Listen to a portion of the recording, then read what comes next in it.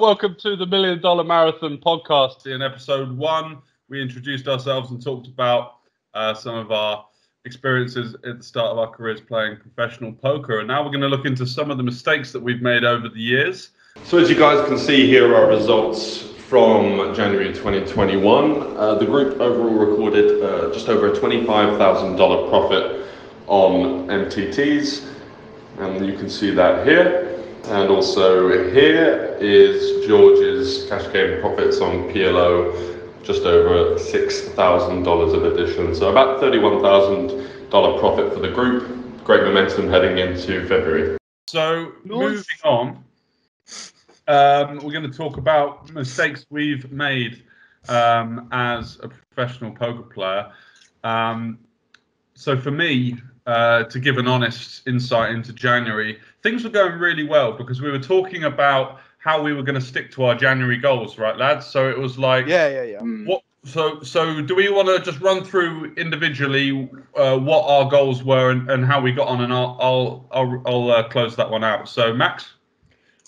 So if everyone recalls, one of my main goals was to run 75k and not to smoke. So those are my main goals, as well as just working hard. Mostly it was volume goals and working hard, but there's a lot about the running and the not smoking. And the first thing is I have not smoked for about 6 weeks to date. So that's been obviously massive. I've already noticed difference in my fitness, just waking up feeling more clean. My girlfriend loves the fact that my breath doesn't smell the whole time. In general, I can tell I don't stink as much, which is weird because as a smoker, I think you don't realize quite how much you do smell. And then I kind of not having that constant lingering kind of toxicity of the tobacco around me has been great. And I think I ran 63 kilometers. So I was pretty close to my goal. I did my calf in slightly. So the last couple of weeks, it's been more walking than running. But along with obviously the good solid profitable month I had, I'd say the majority of my goals were reached. I did a lot of the Spanish work that I was going to do as well, and I'm improving on that. So it overall ticked most of my boxes. It's a strong start to the year. Yeah. Max, You can tell the smoking thing because of your posture, mate. Because last time you looked like you were sort of really, but now you're much more relaxed, and it's all looking good. Endrit? What are you going to say, Endrit? So Max, did that all take you an hour? Yeah. That was that. Did that between 6 and 7. Yeah. The first day of Jan. Yeah. Learned Spanish for a 60k run. Became fluent in Spanish. Yeah. Then I got out of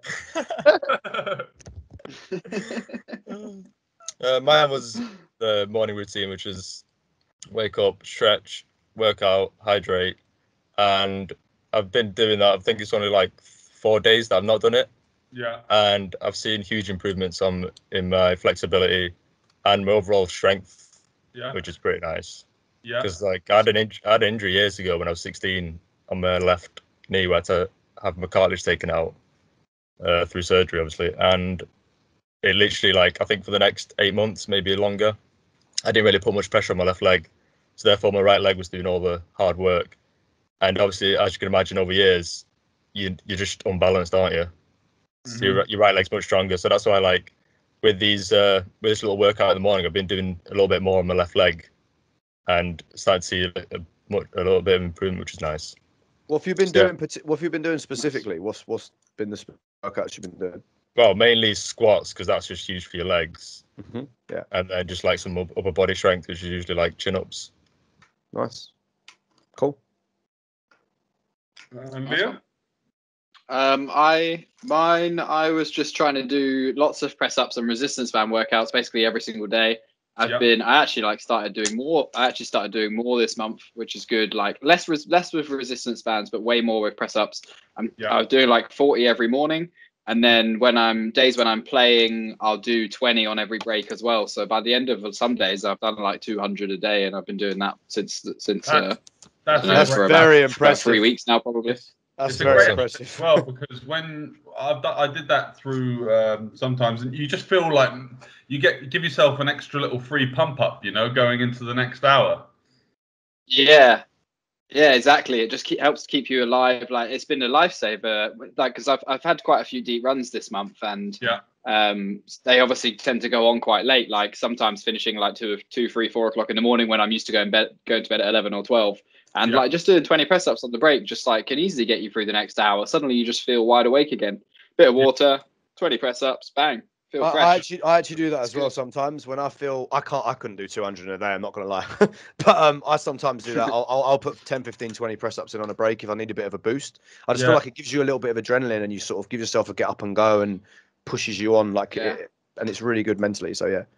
Starts off being a bit of a challenge, but I've noticed now I'll just like walk past my press up board and just be like, fuck it, I'll just do another 10 here, do another 10 there, like because it's in my office, it's just down there on the floor. Yeah, and they start adding up as well.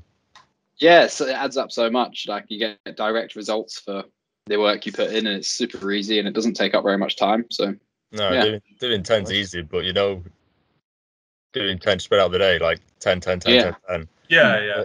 Well, that's easy to do, but it's just the work, the results you have is just incredible, honestly. Absolutely. Yeah. So, for January, missing swimming though. My results were good. For the first 3 weeks, I was doing very well. I was getting into a really good routine. Basically, I'd set myself the target of just getting up, being hydrated, washing my face, and hitting the resistance bands. I think regardless of the last week of January, I did do some form of exercise every day. But what ended up happening was I got into a really good routine playing PLO online, mostly cash games. And for some reason, on the 4th week, I just got a bit of, cabin fever. So I'm living in Bratislava at the moment in lockdown. I'm a massive extrovert, and I just felt like I was sort of the 4 white walls were closing in on me a little bit. I needed to get out there and have a release. So that ended up being a plucky trip down to some sort of like private game where I was welcomed by 8 gents chain smoking fags playing 1-1 PLO. And then I realised that game was running pretty much every night, and I ended up sort of like, once they'd offered me a Tullamore due, it was kind of like a week had gone by and nothing really happened. So I did fall off the wagon there. I did 23 days no drinking, which for someone that had basically had some form of alcohol every day for the last 7 years was a good effort. So there are many positives to take from that. Very good effort. Yeah, that's very good. So I just wanted to be honest about that, like that. I did end up taking the devil's elixir again, and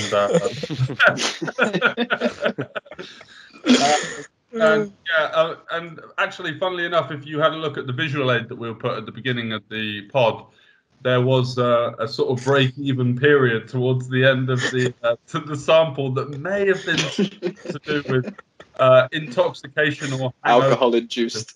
Yeah, exactly. There's a very nice beginning line, and then it just the raging bulls that is Sanford. Ye shall make no more EV. Flat line. Yeah, flat line. The flat line. Yeah. I think the thing is like being professional poker players, but under the umbrella of gamblers, especially you, George, with the sports betting. I think it's kind of important, like that we're honest about stuff like that. Like we fuck up sometimes. We're human. Like we've talked about all these morning routines, all this exercise we're doing, how planned out everything is, and obviously, 9 times out of 10 when we sit down on the poker table, that is the situation. You can't make a living in this game long term if you're not using your brain and thinking things through properly. But especially with live poker, there's always a bar there. Yeah. Most of the time, the later the game goes on, the more people are drinking, and shit. Most of the time, you don't even have to go to the bar; they just bring it over to you. Yeah, exactly. Would you like a beer? Yeah, go on. Exactly. There was quite a nice-looking girl. Just kept on bringing over a bottle of Tullamore. I was like, well, how can I say no? In some places, that's how they get you, Gio. Yeah, it was free as well. The sneaky Slovaks who won me over there. They knew how. Luckily, I'm not really. Yeah, you're not really. Never have been. No, I never have been. That's been like something I've found it easy to avoid playing poker. I know a lot of people struggle with raging alcoholics. I prefer to be more subdued. Yeah. So, so we were going to talk about some of the mistakes we've made, weren't we? Like just things that we've done wrong, memorable moments for the wrong reason, things that have led you maybe down a dark path. Could be like some things will be financial, some things will just be like things that we've done wrong that have affected our mental game or just kind of set us back, you know. So I don't know who's got something fun to share. Who wants to get it started? I feel like I'll go last here because as a mostly online player, I think my tale of woe is going to be a lot more boring. I reckon. Oh no! I misclicked red. Yeah, like I definitely made mistakes. I definitely made mistakes, but I don't think they probably landed me in any of the dark places that you boys have been in. So probably I'll take a slight step back with this, and I'll let you boys go and tell some tales of woe here. Go on, Endrit, get us going, mate. I think my. All right, Endrit, go on, you Leo. go first. Leo's got a story. Leo's got a story. Go on. No, I'll tell that later. I'll tell that story later. The biggest mistake I've made in my career has always been like personal spending or just constantly leaving myself behind where I should be through making like bad financial decisions. It's definitely been like the biggest one for me.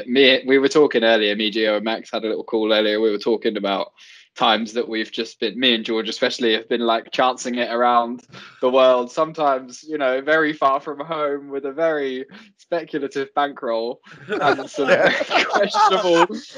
questionable decisions. Very speculative bankroll. It's such a lovely way of putting it. That's an understatement, I think. Understatement. But I think like for me personally, especially when I first started, you know, when I was like in my early 20s and I still had like being a ski instructor to fall back on half the year and stuff like that. I needed that bit of like danger and like uncertainty and not knowing what was 2 weeks ahead of me, because I thought that was what made it really interesting. So although it's a mistake, I also think it's like I wouldn't have changed it. I'm here because of it, so fuck it. What about you, Gio? What were your experiences of short stack? I think mine is somewhat similar to you. I remember I'd booked flights for my first trip and my first voyage over to Asia for the Asian Poker Tour. And I think when I booked the flights and the accommodation, I had to sort of haggle with my friends so that I could like sleep on the sofa and, you know, like chuck in $150 or something for the full month.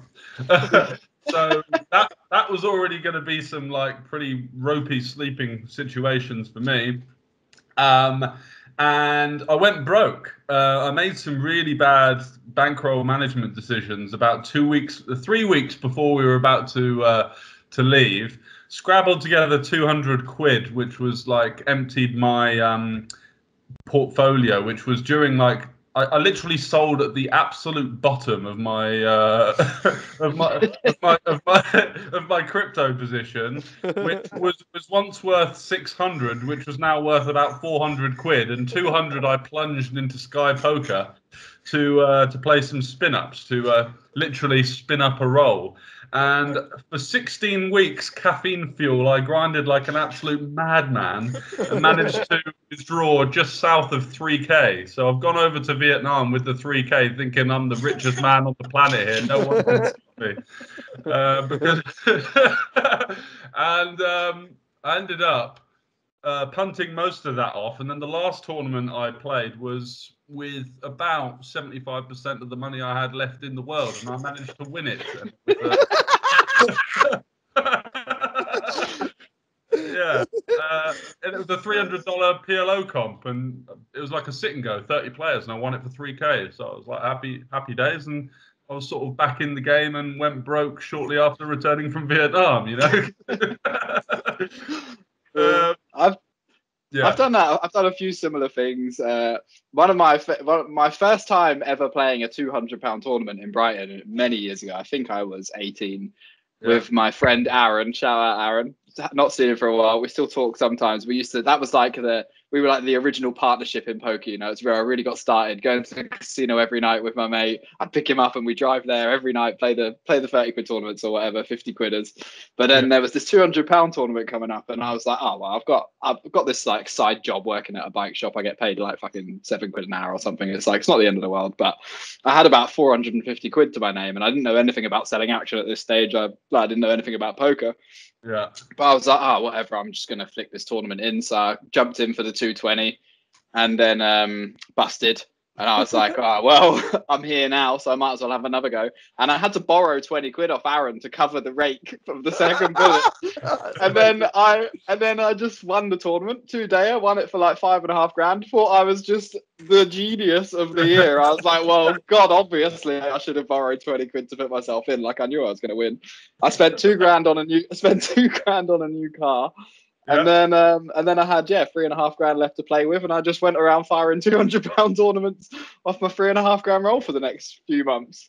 And and I was like, well, there we go. That was a good decision, well made. I know you want me to tell the story about Vegas, but this was like a time where, I mean, it worked out then, but this was a time when it really worked out. I was like, I'd been working. I was in Japan as a ski instructor, where, like, I don't know if anybody's ever worked as a ski instructor or anything, but you don't exactly earn a lot of money. It's all goes on rent and food, and you're really just there to go skiing.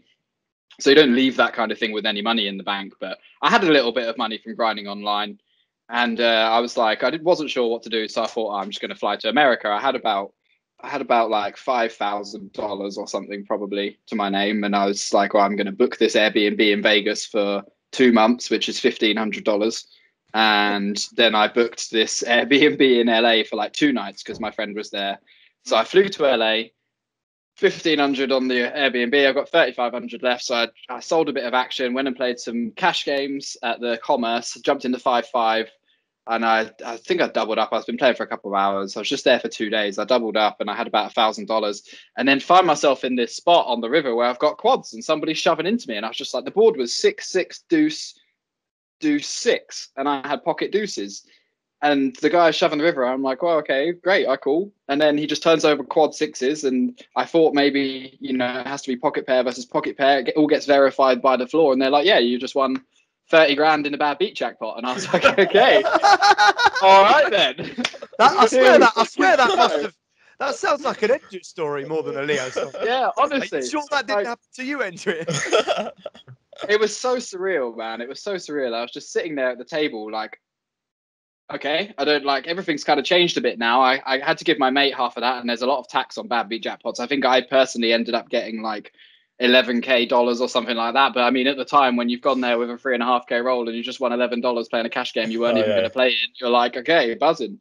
So then I went and the Airbnb I had booked in LA was a shithole. So I just instantly booked this hotel like £200 a night or something in downtown LA just for one night, because I was only staying one more night, and then I was flying to Vegas the next evening. So I was like, I'm going to treat myself. Went and just had the best night's sleep ever, like huge bath, got into this massive double bed and just like passed out. And then the next day I went back to the Commerce and played a 5-10 game with my like now like 14K roll or something. I was like, yeah, fuck it, why not? $1,500 buy-in. Didn't even sell any action, and then just won like 7K in that session or something. Just went on the maddest heater ever. Like, I've got a picture on my Instagram of the pile of chips I just had. In America, they love using £5 chips. Like, even if it's a 5-10 game, they love just putting stacks of 100 in. Stack 100, 200, 400. So I just had this enormous pile of yellow chips, and I was just like having the greatest time ever. Obviously, like, you're in heaven at this stage. Things can't get any better. So I cashed out that session, and then I've got my flight to Vegas, jumped down there, and then there's some tournaments on that I'd already sold some action for, to be fair. I'd sold quite a lot because obviously I was very under-rolled. So I sold quite a lot of action to those. But then I ended up winning this WSOP side event and won a circuit ring, and like $12,000 after a couple of weeks of being in Vegas. And so I had another like 6K in my pocket, and I was like, all right, well, this has been a fucking great spin up. And then I just went back to England, and I was like, okay, there we go. Hey, Mum. And then you're broke again. Yeah. Went on a bit of a downswing. I've never been broke in my like pro career. I've never been back to zero. I've been like close down to like a few thousand or something, but I've never ever been broke. No, and but it is a lot easier to make money abroad, isn't it? Oh, it's so much easier, yeah. No, I obviously you go on downswings too. Like, it's not all fucking just sit down and win bad beat jackpots. I've had my fair share of pretty brutal downswings as well. But yeah, I mean, those mistakes, they lead us to where we are now. And like I said, I wouldn't change anything. I know I've made some terrible decisions in the past, but It's all part of the fun. Yeah, it's funny you say that because you said I've never been broke as a pro, and that actually made me just remember something. It was before I was pro, and it was the last time I was broke, and it was this was more stupid, just not to do with poker. It was just stupid in general, but poker got me out of it. So when I was 18, I got off to uni, went to Lancaster. And I was into poker, but I wasn't that good yet. I wasn't full time. I wasn't playing that seriously, but I'd like won a few quid or whatever. And I got there and I got the student loan. And I don't know if any of you boys went uni, but you get the student loan and it's like enough to cover your rent or whatever. Yeah. Enough to go down to the casino. It's enough to cover your rent, right? So I've wandered in with like 300-400 quid, no idea, like wet behind the ears, just 18 and a bit or whatever. Just started drinking, etc. And obviously, eyes have lit up during Freshers Week. I've got 400 quid in my back pocket. Like, well, this will last me ages. Like, whatever. Anyway, spunked the lot in Freshers Week and have no money now, right? Like, you know, my old man's going to give me like a couple of £100 a month to tide me over, but I've literally just got there and done all my money. So they've given me this loan, and it's like, right, well, you've got to pay for your accommodation by this date. So what have I done? Just sort of not bother to pay it and just spunk the lot on drinking, eating out, like just living like a baller student, even though I've just got there with no way to pay for my accommodation. So I've had to like go to like meetings with like my college at uni, like, yeah, like, why haven't you paid us for the accommodation? And like what transpired was they were very chill with me about it. I don't know how I blagged it. I must have explained it. And then I basically ended up, there was a site called Surfers Poker years ago. Shout to Surfers Poker if anyone from there's watching this. And I put up what we used to call a bass, which was a buyer share with my mate, Sal. Again, shout out Sal, lovely bloke from Brazil. And we did this split buyer share where we were selling action to Omaha High Low. This is how long ago it was. I was better at it than Hold'em at the time. Won a few £100, sold another one, and then won like 5 bags out of nowhere. Paid back my uni and basically got to reset and start again from nothing. But I honestly don't know what I would have done. Like, I guess it would have been like ring the parents up and just have them bail me out, because I just owed the uni like 1,200 quid and had way of paying them. But yeah, so although I'm not as a pro, God, do any of you ever feel like poker always provides for you? Yes. You know, like, especially in the early days, if you've ever really needed it, it's always been there. You know, there's been multiple times in my life where I'm like, I could really do with winning a tournament right now. And then like 2 weeks later, bang, you just win a tournament. Like, or I've been like, fuck, things are going the wrong way. Bang, win a tournament. I always believe that every single time, for some reason, that's exactly how I'd word it. Every single time your back's up against the wall, as long as you keep your head in the right place, I always seem to then run deep every single time when I've been in, and it's not been for a while now, you know, because obviously as a pro, like you said, you have to maintain a proper bankroll. But as a youngster, like 18, 19, 20, early 20s, whenever I felt like I was going to be the most skint, somehow, some way, something good always turned up. Always. Every time. Always, man. Like that. Yeah. Endrit, what big mistakes have you made in your time?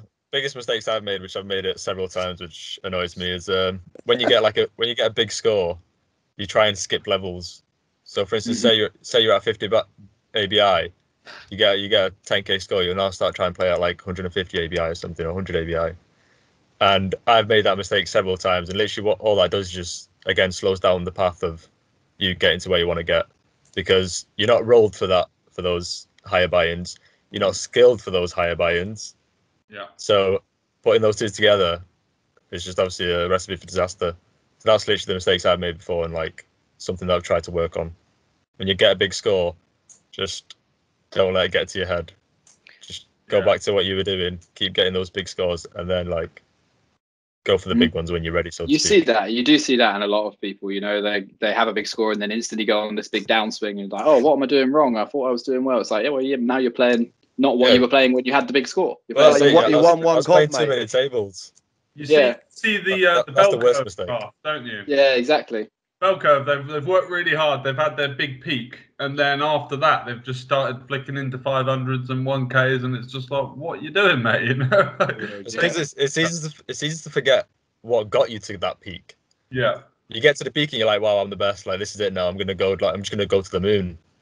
But you literally forget what actions you took to get you to that peak. Mm-hmm. Yeah, I think we mentioned it. I think I mentioned it in the first podcast, like people trying to run before they walk. But another thing as well, which is another mistake I made that I was going to talk about. It's not as sexy, should we say, or exciting 50 quid in your pocket and then turning it into 20 bags, Leo. It's not exactly that much. One of the mistakes I made early in my career, I think, again, when I kind of went semi-pro, which is when I was at uni, like a couple of years after that story I just told, all I wanted to do all the fucking time was play poker. Like, and what I ended up doing when I was like in my early 20s was I put myself in a bad place mentally, to be perfectly honest, where I wasn't socializing enough. A bit like you, George. I'm loud, like outgoing, talk a lot, like love a drink, like, you know what I mean? And I kind of shut myself off from a lot of my friends because all I wanted to do was play poker. And there was no means to the end. It was just like playing poker to play poker to play poker. And there was no like, well, I've won this much money now. Like, what am I going to go and do with it? Like, how am I going to have a release? How am I going to, you know, what am I going to enjoy with the money? And I think that's another major mistake I see, especially from young poker players, where like I have this again with my students, where it's like all they want to do is play and play and play, and I have to kind of push it onto them, like take days off, make sure you socialize, see your friends, see your family. Like the reason you do this is so the rest of your life is better. Like whereas I see there's so many kids where it's like, what are you going to do if you get to 100k roll? Well, I'll just play bigger tournaments. What are you going to do if you win this? Oh, well, then I'll be able to play 1Ks and 5Ks. And it's like, but for me, the reason, why do I want to win $1 million if I play in a tournament with that much to first? So that I can go and buy a house, buy a nice car, you know what I mean? Like set up myself and hopefully my family's future, you know? Like, I think that, like, and not only is it a lack of structure, which leads to you being a bit antisocial, but also it can lead to depression. That's the way I found myself in, you know, sort of maybe 6-7 years ago in my early 20s, was like I had a really bad sleeping pattern, because obviously any UK grinders listening will know tournaments, and you said earlier, Leo, finishing at 2, 3, 4 o'clock in the morning, you know, like the rest of your normal, say, civilian friends and family, you know, like are not awake at that kind of time. You finish work, about to get up in a couple of hours. Exactly. And I kind of allowed myself to get in that place where, I was sleeping till midday every day, going to bed at 5 o'clock every morning. You know, pretty much all that I had in my life was poker. I wasn't playing live like you boys, so I wasn't off around the world. I wasn't seeing new things. I wasn't traveling enough. And I just think that it's a path that it's easy to go down as an online player because of the schedules and the sleep patterns. And I don't know about you guys, but I've definitely heard it from other UK European grinders where like the sleep patterns really difficult to deal with, especially when it comes to having maybe a girlfriend or seeing your family, because you know you're just on a different pattern. And that's why again, we spoke about this in the first podcast, that's why I've switched to the early schedule, because it's just more of a normal 9 to 5 kind of pattern. And I felt like, do you feel like the morning schedule gives you more of a sense of purpose as well? Because you're up early, you're hitting it. Yeah, and once exactly you finish, that. you can spend your family time. And that's Exactly interesting, that. right? Because I was going to say, from what you've just said there, that really reminds me of something I've struggled with across the whole of my poker career, which is finding your why, you know?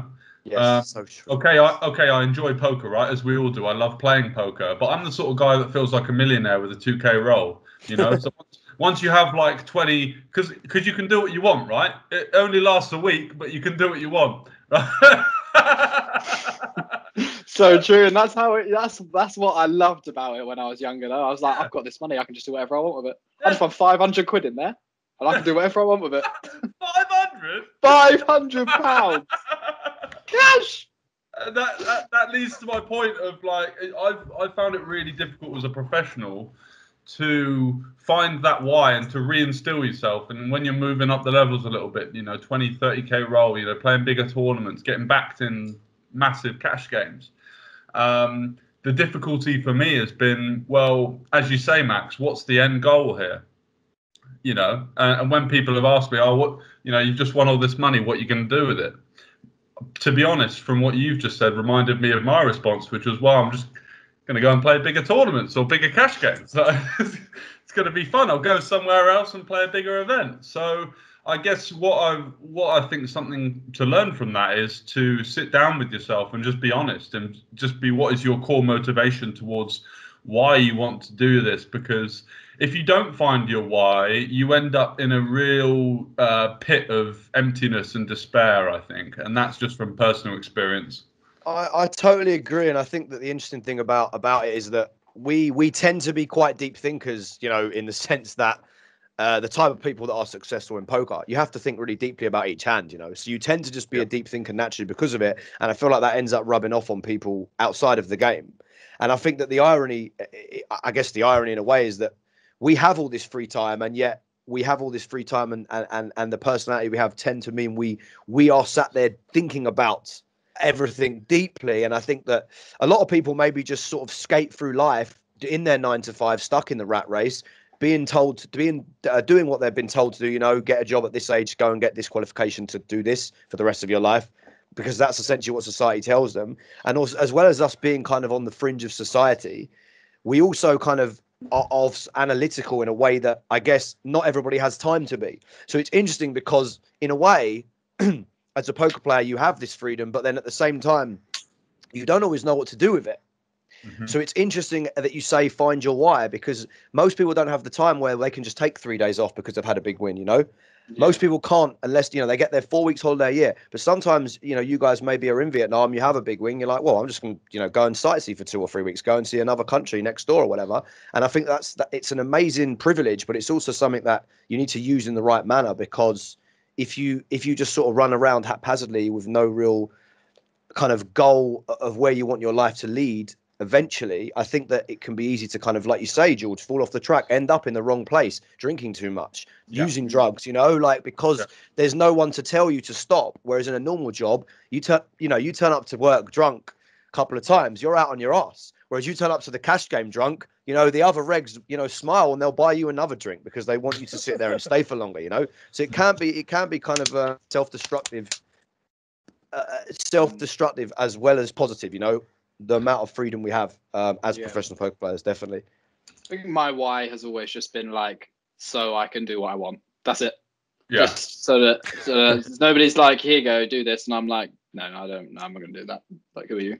I always just like the idea of just, I'll do what I want and I'll pay for it, and that's it. Leave me alone. Yeah. I think a lot of people are like that. Leo, is that why strong enough to get you to motivate you though to make the money? Yeah, definitely. It's motivates me. I'm not completely against jobs, by the way. Like, I know a lot of poker players are, I'll never work for anybody else. I'd happily work for somebody else if that person was not a total asshole, and if the pay was quite good, and if the job was something I enjoyed. If the job was something I enjoyed, you know, I would do a job. If somebody came to me and said, hey, you can fast track train to this exact position that you'd like to do, then yeah, I'd do it. But I'm not going to go and get paid 20 grand a year or 30 grand a year by some guy who's just, you know, got no clue, got no better idea than I do about what he's doing. And if anything, I'm going to just make consistently better decisions than this person. Why should I earn money for them? You know, like, that's really always been my why. It's just the, like, life is very, very, like, rare. And once you're done, you're done. Like, and once you're young, you're only young for a very short amount of time. So to me, like, trading all that time that I'm only ever going to have once, just for like a little bit of money here and there, just so I can pay my bills and eat some food, like, that just doesn't really cut it for me. That's not life at all. It's just like, what even is that? Get your train ticket into work, buy the clothes that you've got to wear to work. Exactly. Like, what's all that about? Are you really having a good time? And they wonder why suicide rates and stuff are so high. Like, you can understand it. It's boring as fuck. Here's the thing, though, Leo. It's a great point, and it's like something, again, that kind of ties in what we've just been talking about. I totally agree. And we're so privileged, but in the way that we don't have to answer to anybody, and also we tend to be, you know, in a financially, you know, certainly better than average state, I would say, right? But even money aside, even if the money wasn't that good, just the fact that you have no boss and you can do whatever you want whenever you want is exactly, that'll be one of the main reasons why I want to do this as well. I totally agree with you. I just think that it's ironic because, yeah, I think you get mixed opinions from people when they find out what you do for a living. But I think in terms of the freedom, almost everybody would snap your hand off to have that much of it. And I think that I think that society as we know it, I'm getting off on a deeper tangent here, but society as in the Western world needs that 99% of the population to do that shit, to function in the way it wants to. And obviously this is probably why we're kind of like, you know, the party trick or the conversation at the party that, oh, my mate's a professional poker player. Look, come and talk to him because it's interesting. And I'm sure that's happened to all of you guys as well. Yeah. Because it's like, you know, we're on. This guy. Exactly. Yeah. And everyone's got their opinion. Everyone's interested. But it's because, like, exactly because, you know, unless people run a business, 99% of people will spend the majority of their life being told what to do by somebody slightly older than them who's been doing the same job for slightly longer than them. Yeah, and I don't think it's just that. It's not just that society needs that. I think a lot of people really just need to be told what to do. They need security. Most people are terrible at dealing with like risk or uncertainty or fear or doubt or, you know, any of those things that we have to just persevere through constantly. Like most people would collapse at the thought of not knowing when they were next going to get paid. You know, if you said to somebody, well, you might get paid this month or you might get paid in 6 months, you know, it really depends on, you know, luck. They'd be like, well, what do you mean? Like, how am I supposed to pay my bills and stuff? And it's just, it's a bit sad that I never wanted to be fall into that group of everybody else that's like stuck paycheck to paycheck. And, you know, I understand for us, we look at people who say, oh, I'm trapped. You know, what else am I supposed to do? I've got to pay my bills. And we go, well, just quit your job and find something else. Like that's easy for us because we have that kind of attitude. But for a lot of people, they can't do that, you know, but behind that idea is just a brick wall. If you say quit your job and go and do something else for a month, that just does not compute with a lot of people. But you know what though, I totally agree with you that we've kind of fallen on our feet, and that tends to be largely our opinion. But that is my opinion. I do preach to people. Like I have a very, very kind of short frame for like if you're talking to me, friend, family member, and you tell me you hate your job, like in the back of my head, I might not say it to you immediately because I'm trying to be supportive, but in the back of my head, I'm like, don't do it anymore. Just don't do it anymore. Yeah, and don't do things you don't want to do. What you said, Leo, like I know that again. The person believes that it's not that simple for some reason. Yeah, but it's not that simple. Yeah, but then all of a sudden you're 60, 70, and then all of a sudden, you're dead. Like, you know what I mean? Like exactly what you're saying, Leo. Like life's finite. The most precious commodity on earth is time. We can't recreate it. You only get so much of it. It's really cliche. It's really like hippie, whatever, you know. But like, if you don't live, you don't get another fucking chance at this. Like, you get one go at it. And I think that being stuck in a job you hate, if you have any option and if you have the ability to do something that you would enjoy more, even if it was for a pay cut, I would in a heartbeat. Like, I'd take a pay cut if I hated what I did. In fact, if someone found me something that I enjoyed more than poker to do every day for a living, and I had the same amount of freedom and all the same perks, I'd absolutely do something else if I thought I'd enjoy it more than this. Absolutely. Exactly. Yeah. For a pay cut too, because it's about the enjoyment. It's about how you spend your time. Yeah. Like, did I enjoy? Here's all the time you get in your life. How much of it did you enjoy spending? And most people are going to be like 20%, 10%. Yeah. It's like seriously. Endrit, did you ever have a job? For a few months, sometimes, yeah. sometimes for a few months. Go on then. I mean, I worked at Domino's, but I only kept getting like 3 hours every fucking Tuesday or something stupid like that, two for Tuesdays. So I didn't turn up. I didn't turn up for like 3 months. Then I got a letter saying we've had to let you go. I was like, all right, cool, yeah. Sorry, who are you? 3 months later, it's not like I let myself go, but fine, yeah. And then I was a paper said boy. that, don't worry about it. I've let myself go. I did the paper round once, but then it was raining one day, so I didn't do it, and I got sacked for that as well. Do you know what? I did hold down part-time jobs before I went to uni. Like I went to uni with a job. I worked for my old man. You were able to hold it down? Yeah, I worked for my old man's friend, Ray. Shout out to Ray Shapiro, gave me my first job in a suit hire shop. Yeah. I have to make sure he watches this now because he got a shout out, Ray. He gave me my first job when I was 16. I think I used to I earned 50 quid a Saturday. No, I started off on 40 quid a Saturday, I think. It maybe went up to 50. And then I worked in Top Man for a bit, earning about £6 something an hour. And then I got to uni and they transferred me over to Burton. And then I think kind of one of the things that kicked me probably into taking poker more seriously is I was only getting 4 hours a week in Burton. And then I got laid off because that shop folded. They just got rid of it. So yeah, I did hold down jobs, but I mean, I guess it was like, it was beer money, you know, it was never serious. It was never it was in a clothes shop, which I enjoyed, and I got a discount on the clothes. It was never some dickhead talking to me like I was worth less than him or her because they'd been in that job for 2 fucking minutes longer than me. And that's what I could not bear. You couldn't pay me 300 grand now to go into an office and have some prick look at me and talk to me like he's better than me just because he got, you know what I mean? He came out of his mother 3 years before I did and has therefore been on earth longer than me. And that's what I think lots of people have to put up with. You know, and it's not. That's just how society is structured, isn't it? It's like if I'm above you, I must know better than you about everything. Yeah, and then I'm just you've just lost my interest completely. I've had more jobs than hot dinners, right? And what I can tell you is whether I was working in a sports betting syndicate, John Lewis, Subway, Domino's, Pizza Hut, done all of them, right?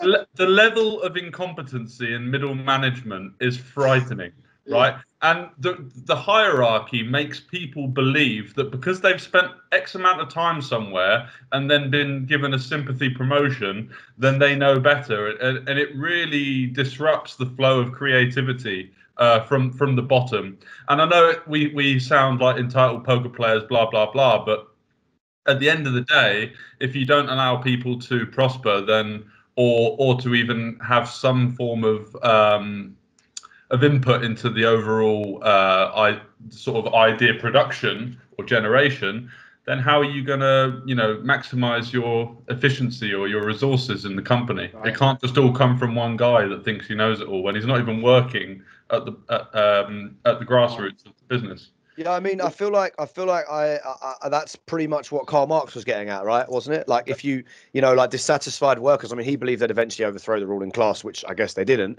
But the kind of ideology was you have workers in factories, and they become dissatisfied because they're undervalued, and then they look up at people that have got everything they don't, and it's just like an unreasonable imbalance. And again, like to wander off onto that tangent as well, in the majority of the world, like again, we're in the privileged West.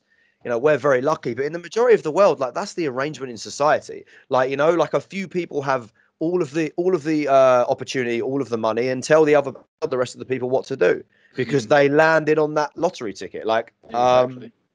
Yeah. I pretty much had just bad experience after bad experience being employed. Obviously, I only did it when I was younger. Worked got a weekend job when I was like 14, 15, which actually was like probably the best job I had out of all the jobs I had. Like my boss was reasonable. He was like a bit of a wanker, but he's still reasonable. Like he was a fine guy, and he was quite good at running a business as well.